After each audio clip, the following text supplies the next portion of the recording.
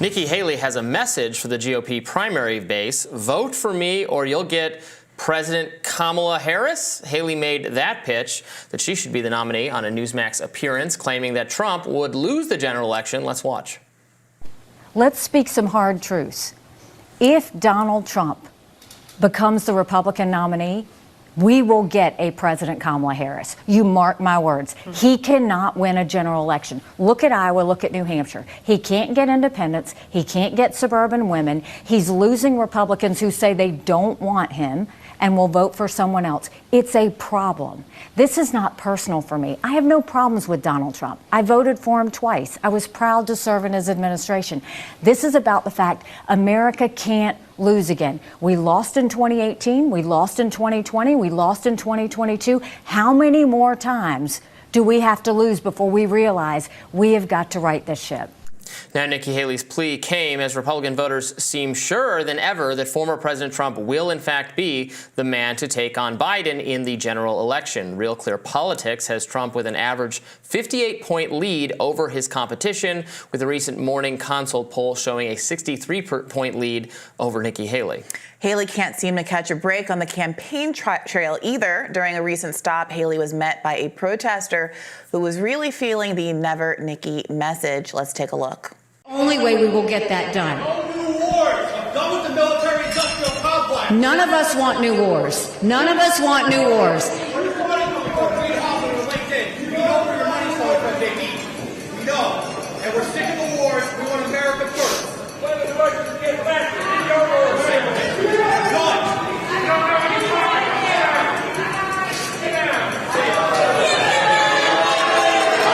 So it is interesting to see her specifically there getting pushback for being hawkish, which is a wild kind of turn of events if you think about where we were and the Republican Party was 20 years ago during presidential campaigns, but I think a welcome turn of events. It's changed a lot since then, and I've said it many times on that issue, on foreign policy. She is out of step with where a lot of people on the right are now.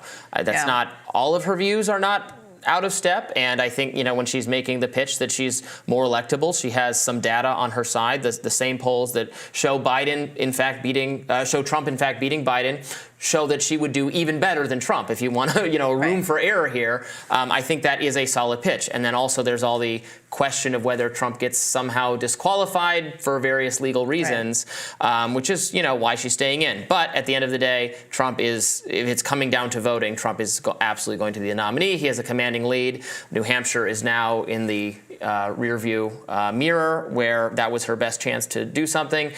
Had a impressive showing, but did not win, and has no prospects really for winning down the home stretch. Yeah, so what are we doing here? There's something really ironic and frustrating that the issue that might enable there to be a breakthrough candidate because of how much broad discontent there is with American interventionism is not being embraced by any of the candidates that pose the greatest threat because of their war chests and their broader popularity and the like, to the leading nominees. And this is a frustration that you can apply to Nikki Haley, and also one that the left has raised about Marianne Williamson, who has, I think, largely not touched the level of enthusiasm that Bernie Sanders had in the last two cycles because of this particular issue and the way that it's emerged at this particular time with the siege on Gaza. That was really the nail in the coffin.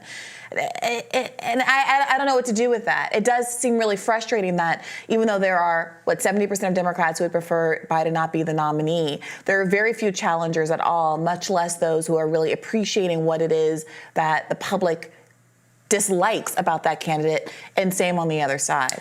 Yeah, I mean, there's no way around it. The GOP primaries have been covered basically correctly by the media as a competitive primary where maybe, I'm sure you can point to specific weeks or aspects of coverage where competitors to Trump were being given more of a benefit of a doubt than they deserved, or maybe their odds of doing well were being drummed up a little bit by frankly, a Trump wary, a sick of Trump media on the right itself. I think a lot of people on the right, despite what they say publicly, really wished a Ron DeSantis or Nikki Haley were going to, some of them on Mike Pence, were going to get over the finish line, and they didn't really come close to that. But It wasn't. It was Trump's to lose, but there were a lot of out there. There were a lot of questions about what exactly was going to happen. Maybe someone was going to catch on. There were times before the indictments came out where DeSantis was getting within striking distance, and then in some of these specific states, obviously Nikki Haley was not that far behind Trump in New Hampshire. So I think it was covered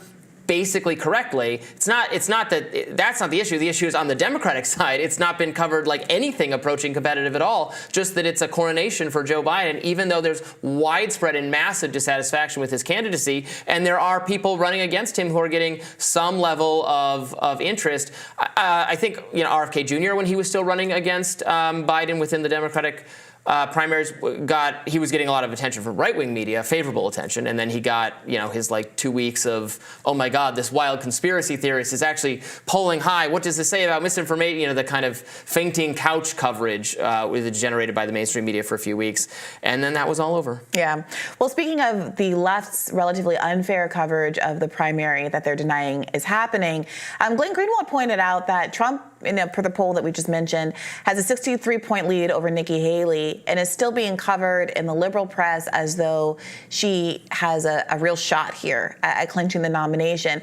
And many of those commentators, I will say, are doing so in a self-aware way. I was listening to an episode of Pod Save America the other day where the former Obama speechwriters that host that show were like, look, it's not that I think she's going to win, but obviously my interests are that she stay in the race as long as possible because any shot at Trump is good for my interests. I think that's a fine position to take, being politically self-aware and honest about one's own political perspective. But Glenn's making a slightly different point. He's saying that there is a kind of attention and seriousness with which Nikki Haley's campaign is being treated that is not being given to Biden challengers, despite the fact that his lead over his challengers is in fact smaller than Trump's lead over Nikki Haley. And what do we do? What has the nature of the coverage of, let's say, Dean Phillips coming out of the New Hampshire result been in the liberal media? Is he getting any of the kind of bump that could actually give him the energy that Nikki Haley is getting as she's doing the rounds in all of these liberal news sources? Yeah, like I just said, I'm not sure that it's Nikki Haley's getting too much attention, but rather that Marianne Williamson and Dean Phillips are not getting enough attention. Sure. But yeah, no, I agree with that point. The numbers are probably kind of similar at this point.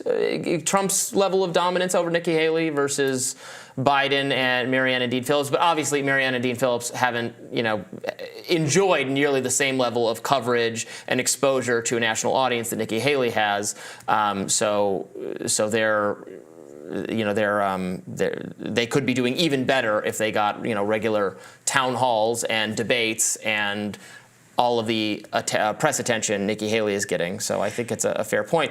Of course, but then just on the GOP side, there is Trump could be, again, I don't expect that to happen, but Trump could be disqualified, which is why she's honestly holding out. She's more likely to get the nomination that way than beating him in the actual primary elections, which is not going to happen. Right, and some people believe that Joe Biden isn't going to perhaps have the physical stamina to get through this campaign. I think he doesn't, but he's going to attempt it anyway. But no, what I'm saying is that there are people who believe that he doesn't and that there is already a plan in place to pull him at the convention. Like that is what people... Maybe Nikki Haley believes that, which is why she said Kamala Harris there. And those are they're very similar tracks here. I don't know, there's bizarre parallels happening on both sides of this race that are justifying people staying in.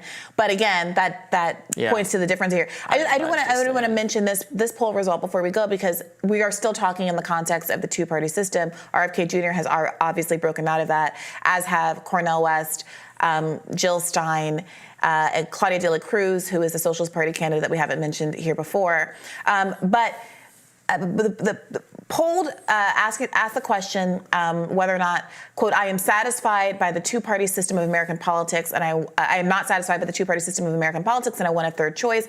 52% of Americans agree with that statement. 52% of Americans want an option outside of the duopoly. Only 26% disagree. That's from a Reuters Ipsos poll that was taken just last week.